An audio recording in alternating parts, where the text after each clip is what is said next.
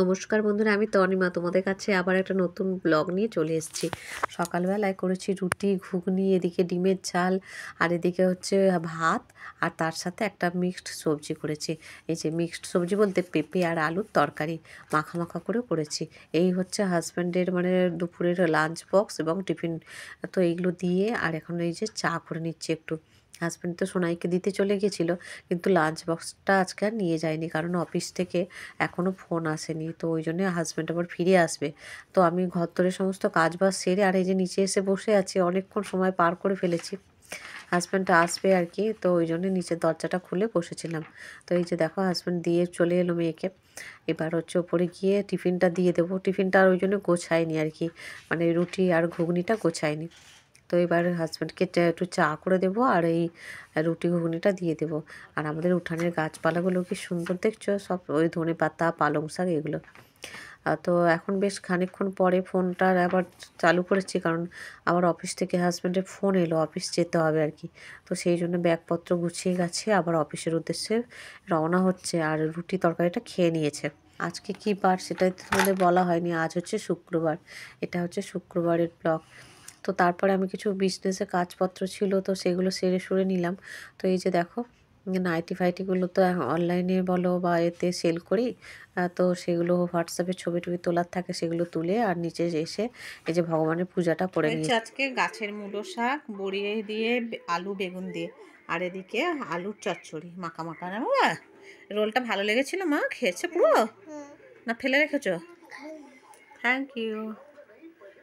তো তরকারি যেটা দেখলে ওটা হচ্ছে পেঁপে আর আলু আর কি। তো সোনাইকে বলিনি, ওটা আমার বলা ভুল হয়েছে, ওটা হচ্ছে পেঁপে আলুর তরকারি। আর এই দিয়েই আজকে আজকে ডিম মাছ কিছু করিনি।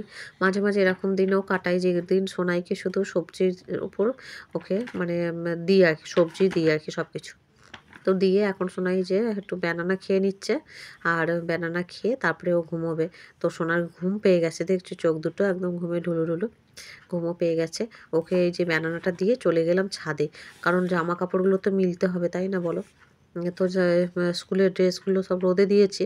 এই যে স্কুলের হচ্ছে তোমার ব্লেজার আর ওই শার্টটা, এগুলো রোদে দিয়ে দিয়েছি। আর যেগুলো ঘরে রাখার জিনিস তুলে রাখার আর কি, সেগুলো তুলে নিচ্ছি, কারণ ওই মপ তারপরে ঝাড়ু দেওয়ার যে ঝাড়ুটা, ওগুলো সব ছাদে ধুয়ে রেখে দিই। ওগুলো হচ্ছে তুলে আবার সিঁড়ি ঘরের ভেতরে রাখবো, পরের দিন আবার কাজে লাগবে। ওগুলো আর নিচে নিয়ে যাব না এখন। ব্লেজার আর এই শার্টটা এগুলো সব তুলে রাখি, রেখে আর একেবারে হচ্ছে নিচে গিয়ে একটু শোবো। এখন ছাদে আমার কিছু কাজকর্ম আছে বলতে, এই দুপুরবেলার টাইমটা না, স্কুল থেকে দিয়ে এসে সোনাইকে আর আমি এখন একেবারে গাছে জল দিয়ে দিই, কারণ শীতের বেলা তো একটুখানি মেয়েটাকে নিয়ে শুতে না শুতেই সন্ধ্যা লেগে যাবে। আর যেহেতু তুলসী গাছে সন্ধ্যায় জল দিতে নেই, ওই জন্য এখন এই যে জল দিয়ে দিচ্ছি বালতিতে ভরে। আর মগটা পেলাম না, ওই জন্য বালতি বালতি করেই দিয়ে দিচ্ছি। চারিপাশে জল টলগুলোও ছিটিয়ে দিচ্ছি আর কি। সন্ধ্যা দেওয়ার সময় যেরকম চারিপাশে জল দেয়, সেগুলো সবই করে নিয়ে আর এখন একটুখানি শোবো। এরপরে উঠে সন্ধ্যাটা নিবেদন করব আর কি। একার সংসারে সমস্ত কিছু কাজ বুঝে শুনে করতে হয়, কারণ এখানে করে দেওয়ার মতো তো কেউ থাকে না। আর সেই জন্য আর কি আমার যেরকম সুবিধা সেই অনুযায়ী কাজগুলো করি। আর ওই পাটিটাও তুলে দিলাম, কারণ ওখানে লেপটা বিছিয়ে রোদে দিয়েছিলাম।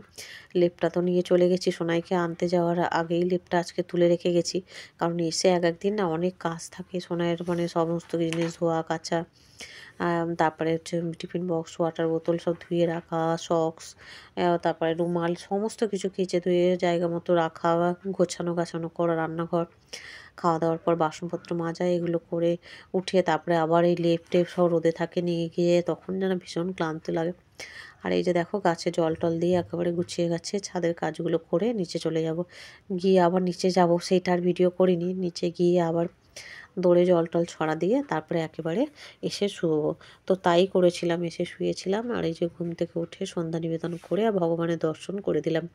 আর এই যে প্রদীপ জেলে ভগবানকে একটু নকুলদানা জল এগুলো দিয়ে দিলাম।